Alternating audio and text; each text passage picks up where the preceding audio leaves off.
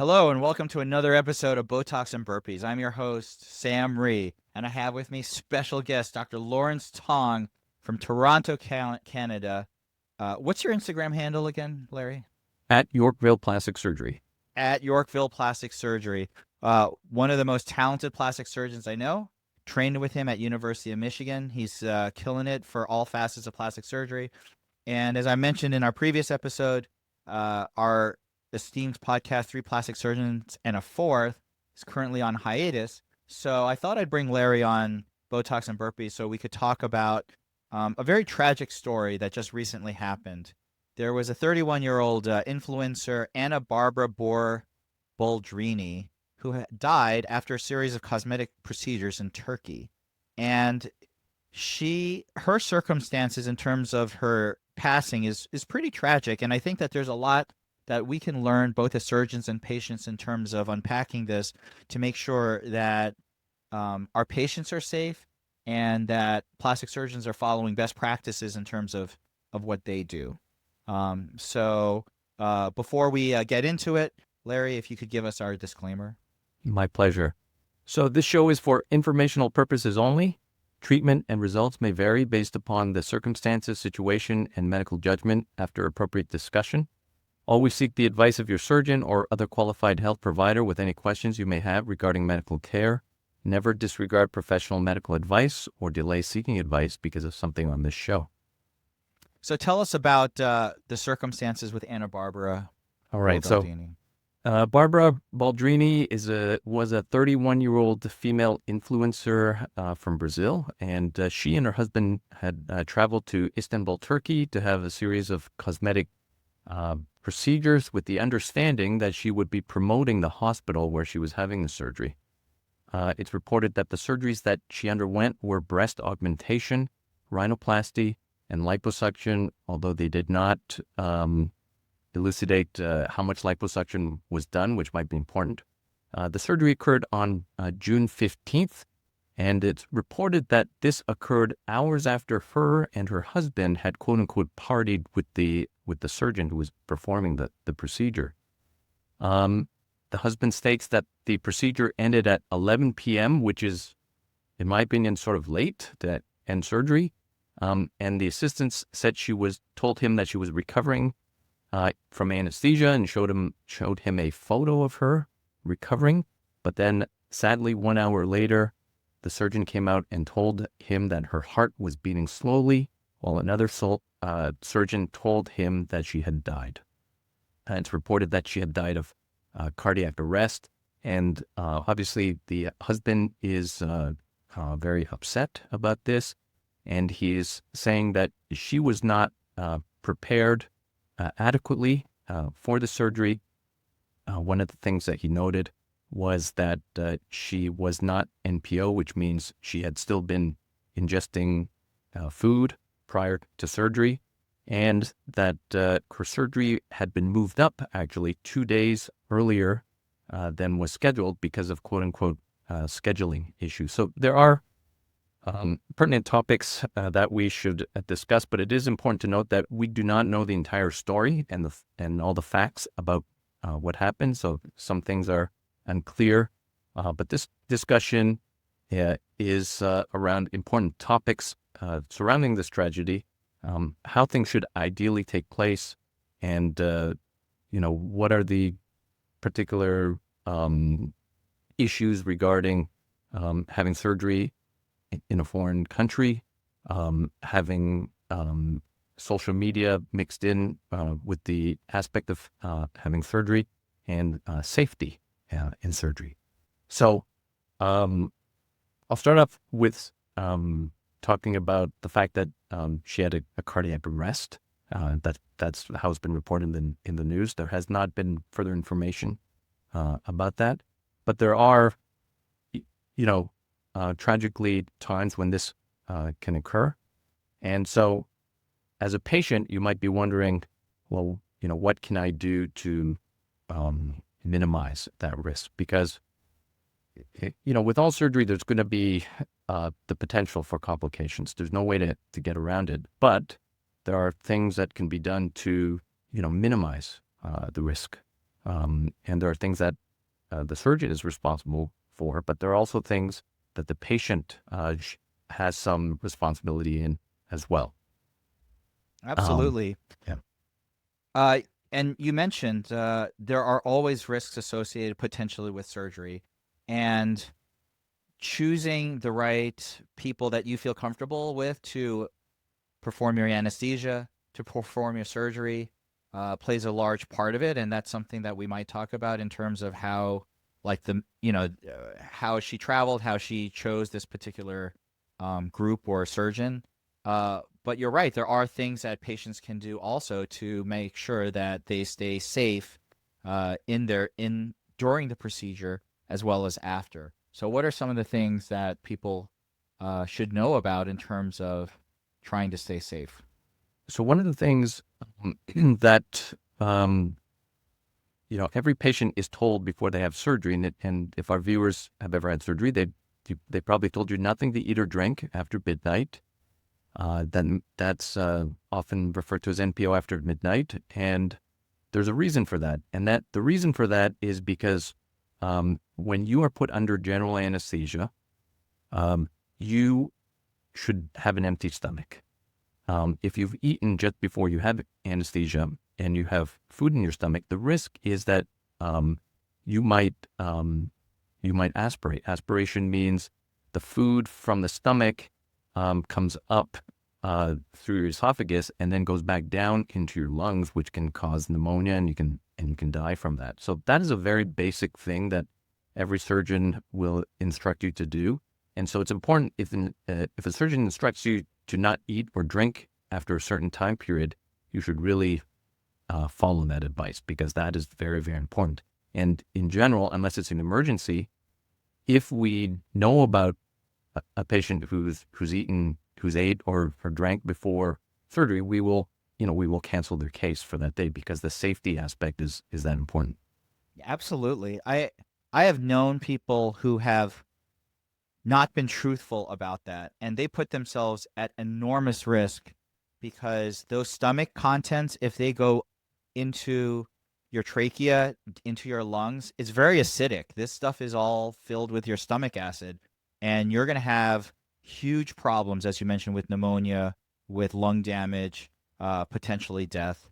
And if you wonder, well, how about trauma surgery or some situation where people are not without empty stomachs? Well, then the anesthesiologists perform a slightly riskier type of procedure called rapid sequence intubation, where they are trying to minimize that risk of people aspirating stomach contents into their lungs. So that's something that I haven't. I mean, I can't remember the last time I saw a rapid sequence intubation. I think it was probably residency on the general surgery service on trauma. Like that's sort of what, and that's not a great situation to be in. Um, how do And, you? and that is not something that you should be doing in a cosmetic practice. That is You should never exactly be in right. that situation. So any kind of, intubation should have the proper protocol in place, and having the steps in place before doing the surgery. So A- I think that if it's true that that patient did not follow NPO before the surgery, I would not have done that surgery. What else?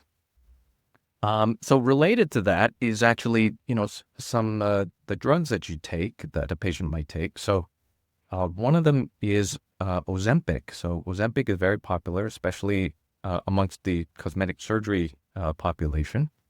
And one of the things that Ozempic does is it slows down gastric emptying. That means the rate at which food leaves your GI system is slowed down a lot.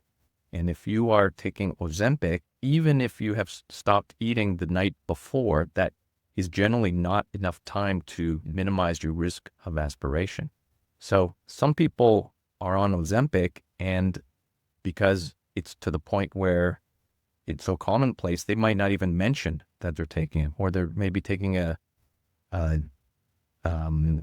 Ozempic sort of copycat, and they don't think it's really like taking a drug. So if you are on Ozempic, you definitely need to tell your surgeon that you are on it, because we usually stop that medication about 2 or even 3 weeks before a patient goes under general anesthesia.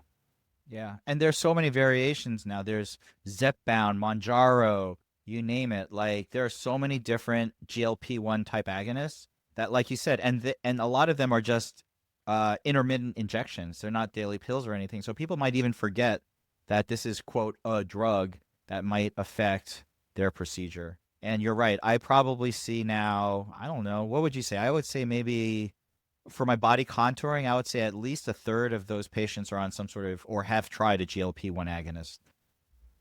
Yeah, I don't know if the number's that high in my practice, but it is somewhere maybe in my practice around 10 or 15%, something like that. Yeah. So it's not Yeah. it's not unusual at all.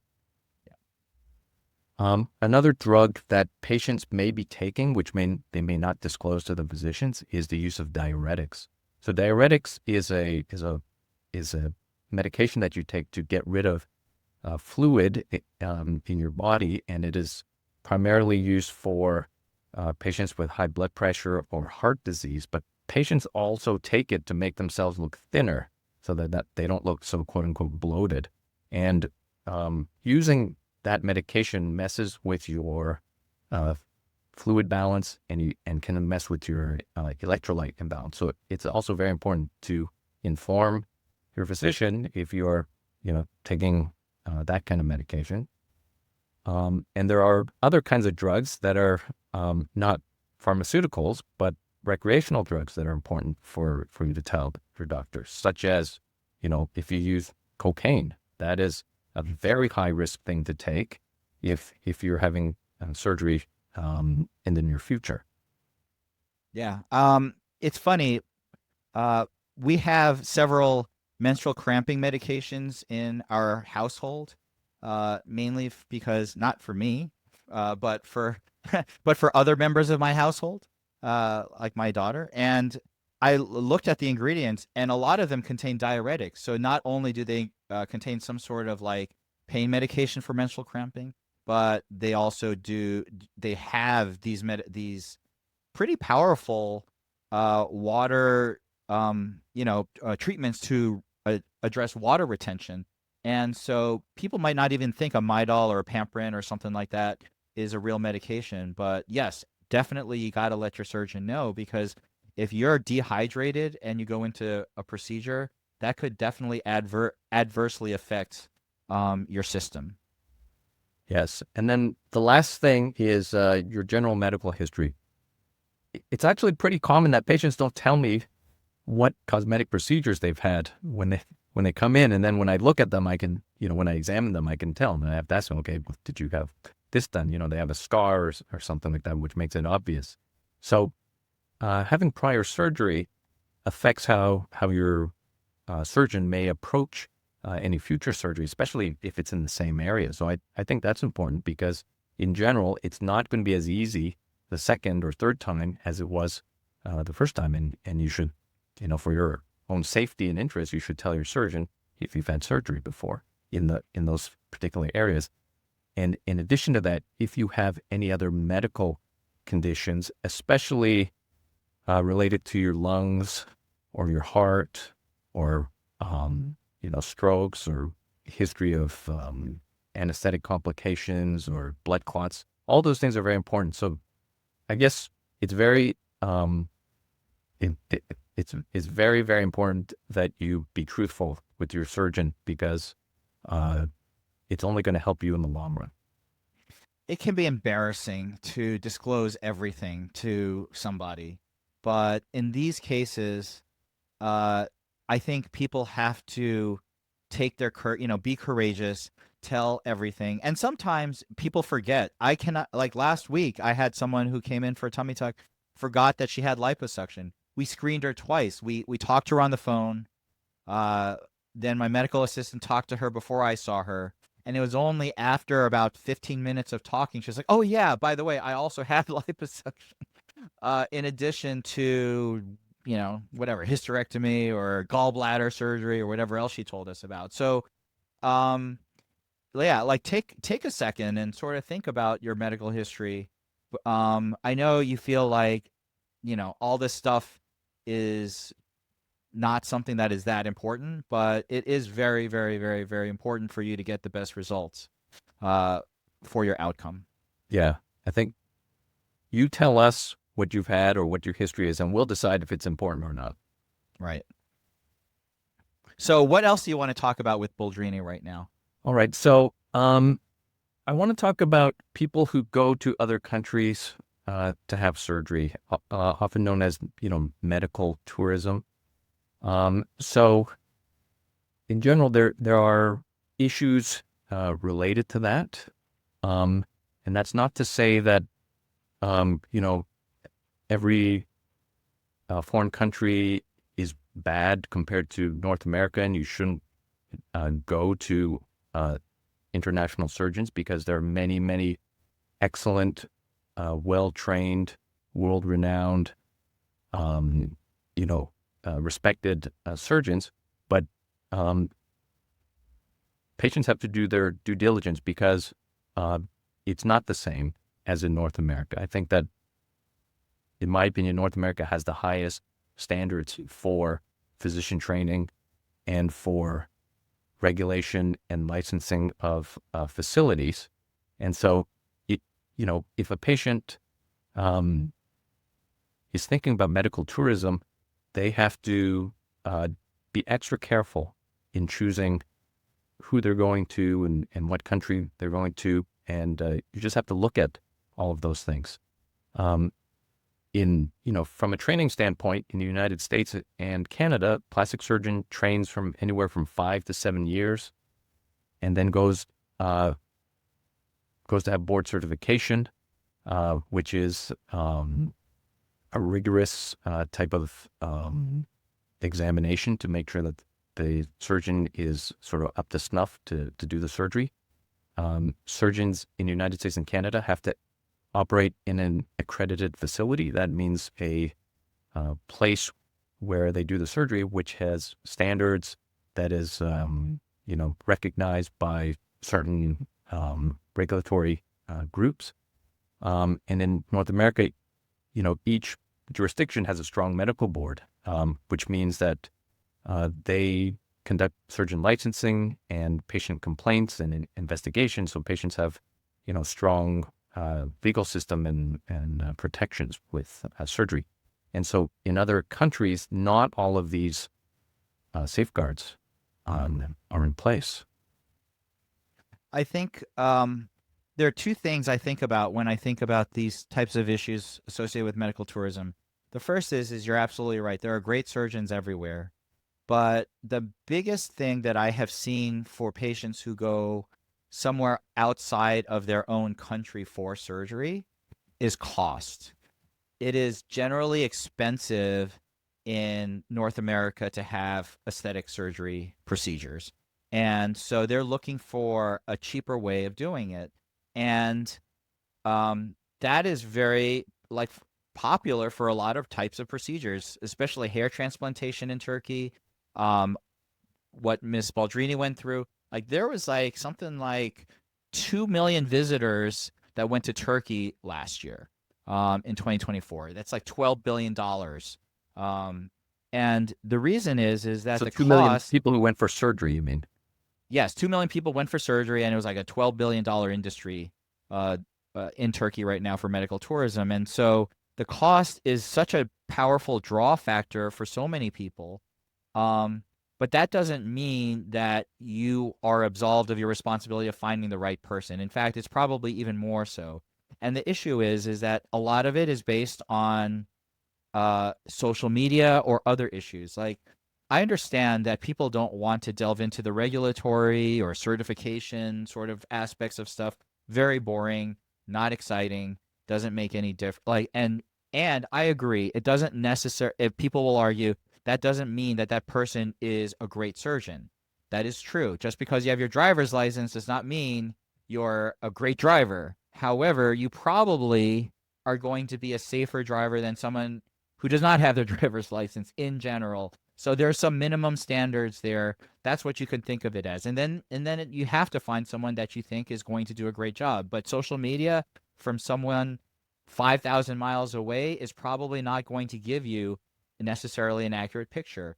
I don't know how Miss Baldrini picked this particular surgeon. I mean, it looked like a negotiated transaction where this hospital, which had had some regulatory issues or some negative publicity or incidents, was literally trading procedures for social media exposure. And how do you feel about that as a plastic surgeon? Well, it's sort of a slippery slope because once you have that aspect involved, it's not the norm. And sometimes you don't treat the patient as your typical patient, which is something you should absolutely not do. You should be treating patients all, equally with the same degree of safety, with the same protocols.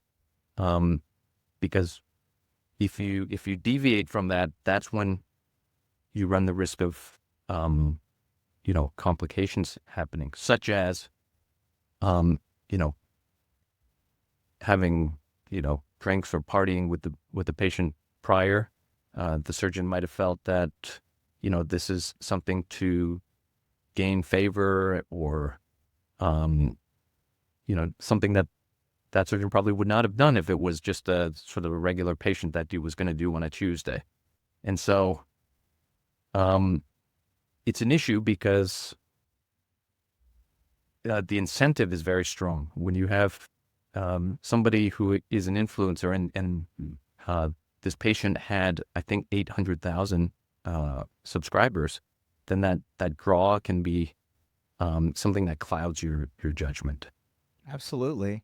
Um, I always, it makes me wonder, like you said, they are providing their services for free. Did that alter how they managed this particular patient? Why they pushed this patient 2 days sooner? Why they, didn't weren't allegedly concerned about the MPO status of this patient? Like all of those things are brought into question when you look at the transactional nature of this surgeon-patient relationship, which, as you said, that's very concerning. I've never ever done something like that, and I don't think I would ever want to do something like that. But even if you did, let's suppose we're a surgeon who did something like this, like you said, that patient has to be treated just like every other patient, whether they're paying zero or $1 million, whatever it is. Like that treatment has to be top notch, regardless. Yes, and another issue with medical tourism is from a logistic point of view. What if you have a complication after you've flown back to the United States? What if you're not happy with how the procedure has turned out? Those things are difficult to treat, even in my patients who maybe come from cities further away or even from different provinces. It is exponentially more difficult when it's in a different continent. And, unless you're Turkish, you don't even understand the language. So there's a big language barrier as well with that. So if a patient is going to consider having surgery, as you said, price is a big driver, but you have to think about the whole picture because if you end up having a complication and it needs surgery, then you're either stuck with accepting the appearance that you don't like, or you have to take a plane back to Turkey if they're even willing to do more surgery on you, or you have to find a surgeon where you live, and then at that point, your savings from the original surgery are probably erased, and you're probably paying more than you would have if you just had the surgery done in North America. You're 100% right. I have seen multiple versions of medical tourism patients either to Florida or to the Dominican Republic, Latin America, um, and it's funny. Most of them won't go back again, so they've done it once, and then after that, they will find someone in who is closer to them. So there are very few patients I've seen who go multiple times back. Most of the experiences are adverse to some degree, either results, the way they were treated, the difficulty with it. um, all of those, the logistics, like all of those things are, it sounds great on paper. And then when they actually go through it, most patients have related, yeah, and they will, it's so funny because I'll say, oh, how was the experience? And they'll say, oh, it was great. And I said, okay, well, so then why don't you go back for your next procedure with them? And they're like, oh, and then like some variation of some excuse comes up. And I can tell it's hard for them to own that maybe that wasn't the best idea for them to have done that. And I'm not pressing them on it, but it is interesting to hear or see so many patients who've tried it once, but then won't try it again. So there's something to that for sure. Yes. Now, I'll also take the flip side of that. We are seeing the patients who have problems. There may be many, many, many patients who've gone through the experience and haven't had any issues, so we never see them. True. Very true. I'm biased for sure in terms of my what I see. One thing that I want to touch on is having multiple procedures in one setting. So this patient had rhinoplasty, breast augmentation, and liposuction. I think one of the things that's important to find out and learn about this is how much liposuction did this patient have? Because out of those procedures, I think liposuction is actually the one that has the most potential to cause physiologic problems in the perioperative period. How do you feel about that? I agree. I think there can be a lot of fluid shifts, volume changes with large volume liposuction that might potentially need to be managed. I think if you're doing position changes in the operating room with liposuction and the patient is under general anesthesia, that's always a challenge. Um, I don't think people necessarily think of liposuction as an Exactly. Yeah. arduous or complicated procedure, but like you said, it really depends on the situation. That's right. Because what patients see is this little couple tiny incisions. It's not like some long scar like a tummy tuck. So they will equate that to a sort of easier or smaller procedure. But there are a lot of fluid shifts. And for the viewers who don't know, there's actually a guideline or a limit that the American Society of Plastic Surgeons puts out as to how much liposuction you can do in one setting. And that number is 5 liters. So, 5 liters is a pretty large amount. And once you hit 5 liters, the recommendation is that you have to hospitalize the patient. And that's because it's been shown that the complication rate goes significantly higher beyond 5 liters. So in my practice, I never go beyond 5 liters. I try to stay away from that number as much as possible. And if a patient comes in and they want to do multiple areas of liposuction, and I think it's going to hit more than 5 liters, then I will have a discussion with them beforehand. They can either choose to break it up into 2 procedures, or we'll get as far as we can. And then before we, before we get to, or once we're getting close to that 5 liter mark, we will stop and then, do the rest of it at a later date. In Florida, I think it's even more restrictive.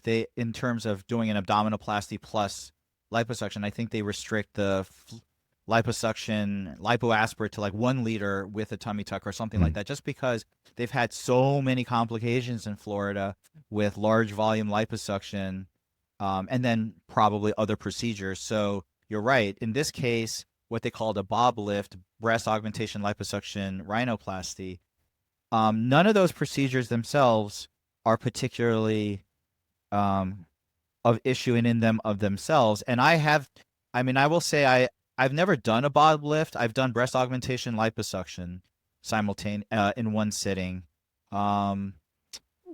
What are your criteria in terms of combo procedures and when patients want multiple things done at one time? Like what are your guidelines, or how do you advise patients on that? So I would say there's no one specific way you evaluate it. But in general, one of the more important things is how long the surgery is going to take. So if a person wants, 5 procedures done and you sort of look at it and it's going to be like 10 hours, then I'm not going to do all those things in one sitting. And that's because the longer the surgery is, the more physiologic changes start to occur. The patient starts to get, the body temperature starts to drop.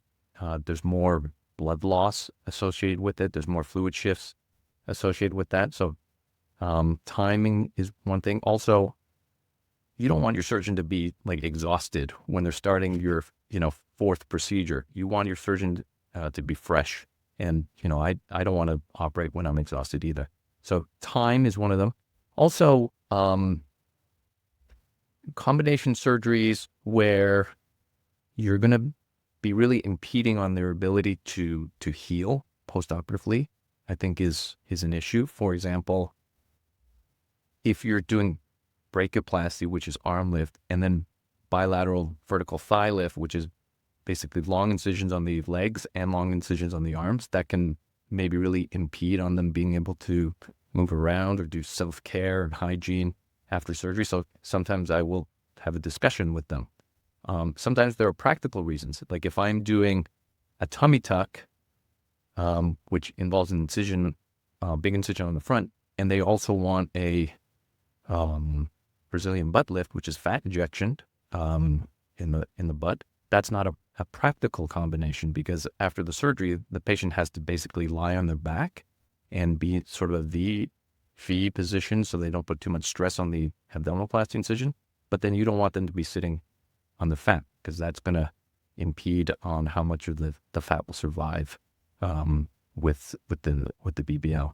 But I think the main thing is, timing. I also look at blood loss, although traditionally cosmetic surgery does not have a lot of blood loss unless you're dealing with somebody who's bled really, really large in some of these body contouring procedures. So blood loss is another factor to look into. And then, of course, overall health status. I'm discussing this assuming a healthy patient, but if a patient is older or frail or has systemic medical issues such as diabetes and things like that, it's probably not the best idea to do big long procedures on them. I have done, just full disclaimer, tummy tucks plus BBL, and it is a challenge in terms of recovery, in terms of positioning. They end up getting like body pillows and sort of like on their side, like kind of curled up, and it's not optimal. You really have to work with a patient to try to get that to work, and but it is always a challenge. But I agree with you. For me, it's operative time. I mean, I was just thinking about it when you mentioned it in this case. I can't remember the last time I was operating at 11 p.m. Like maybe I mean, that wasn't in the ER, or some kind of trauma case. Like when was the last time you did an elective case at 11 p.m., honestly? Never. Right. Like there's a reason. We should not be operating on elective people at 11 p.m. And if you are, either you are the busiest plastic surgeon out there and you have inexhaustible energy, or maybe you start your day like at 4 o'clock in the afternoon or something like that. Yeah, maybe you're Dracula and you're keeping odd hours. But on the other, I mean, listen, every hospital I've been to, surgical start time is usually 7:30. Like we're early morning type people. The other thing is have you ever partied with a patient ever prior to any procedure? Maybe not even the day before, but ever. I have not partied prior to any procedure with anybody. Not even patient. I'm not really a party guy, and I don't, even if I have a case the next day, I don't like going out in general. I mean, listen, when I was a resident and all that, that's a totally different situation. I was in my 20s. I had more limited responsibilities, but as an attending, it's not awesome, especially for these types of procedures, to be out late at night. It's always funny because I always have a patient or two who will look at me very carefully before a surgery and be like, "How you doing? Are you good? You have a good night's sleep? Do you feel good?" And I'm always like, "Dude, you're always like, I'm a little bit hungover." Right, that's what I should say, right, as a joke. But no, I mean, I'm always like, dude, it's more important for me to feel good about this. than you even know. Like I can't stand not being optimized for my procedures, and so that just makes no sense to me, really. All right. So, in closing, some patients might wonder, okay, well, if I'm dead set on going out of the country because I can't afford it any other way, what are some of the criteria we should try to look at if we're choosing a surgeon outside? So I have a few that I have listed here, and maybe you can give some comments on that. So number one, find a reputable plastic surgeon. Reputable meaning what? That they have 1 million followers on Instagram? No, I would say, you know, ideally American Board Plastic Surgery certified, but short of that, something equivalent to that in their home country, maybe internationally known, well published, with multiple years of experience. The pitfalls is that there might be difficult to actually know what these credentials are because of language barriers and lack of some degree of transparencies. Mm-hmm. Number two, facility standards. Any comments on that? Yes. So I don't know how much due diligence you can do for a facility thousands of miles away, but um, yeah, I would assume that Turkey does have some sort of regulatory body that does certification, and uh, probably need to find out if they are. I mean, people in Florida who get surgery done down there, it wouldn't be hard for them to find out that a center down there is not Quad A certified or has whatever appropriate certification. Um, Probably you could do something similar for the country that you're in. Right. Or maybe like And a actually, larger center, like a well-known hospital that they're at. that's Um, right. so something like that. Just do some diligence on the facility. And then, who's doing your anesthesia? Um, Ideally an anesthesiologist. And then, if not an anesthesiologist, some sort of equivalent to a nurse anesthetist. Barring that, if it's maybe a small procedure, like at least a nurse administering some sedation. You don't want to be in a situation where the surgeon is also the person giving your anesthesia. You want your surgeon to be focused and concentrating on the surgery and the surgery alone, not also giving something to knock you out while they're doing it at the same If, time. if if you're doing something big, for sure. If you're doing IV sedation or general anesthesia, something more than say light sedation, yeah, it's very important to have someone who's um, trained appropriately. And that's really hard to find out. I'm sure that if Yes. you ask these people, who does your anesthesia for you, they may give you any kind of answer. And so, that's a tough one. Yep. Um, Hopefully they'll say an anesthesiologist, and then one better. would hope, Yeah. but you're right. The way that the surgeon helps to make sure your anesthesia is safe is critical. Yeah. Make sure that, when they go through your consultation, that they ask you about your full medical history, want some blood work, maybe EKG, and as necessary, get clearance from your other doctors. Like if you have some sort of, heart condition, arrhythmia, or you're on some blood thinners, all those types of things are important. Um, you know, they should be setting realistic expectations and really not trying to sell you the surgery. They should be telling you how it is, what the complications are, what the expected outcomes are based on your particular anatomy and your health status.